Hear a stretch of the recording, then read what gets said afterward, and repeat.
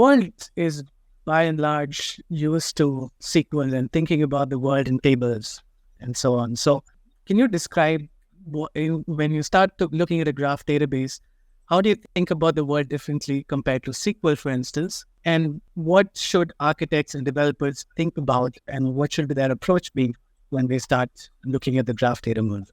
Classic databases, so, SQL style databases, they think in terms of tables and you're intersecting sets in order to solve a problem. In graph databases, it's a little different. You think of yourself in the data and you're moving between connections. And this is the primary reason why graph databases have their own query language and didn't just go with an SQL derivative. It's because you're thinking of traversal, thinking of like percolating yourself amongst the vertices and edges in order to find data that's connected to you, the point that you started at, in some kind of logical, semantic way. And then another thing that happens is that you start to think of your data as just one big blob of information, as opposed to a bunch of independent tables that you can then select from and intersect. So you have just a big world model. A heterogeneous set of things are connected in a heterogeneous set of ways, and the way in which you move through that data determines the results of your query. And they're isomorphic, meaning you can do SQL in graph and graph in SQL. It's just the expressivity changes. The way in which you think about your data changes when you go into the graph model.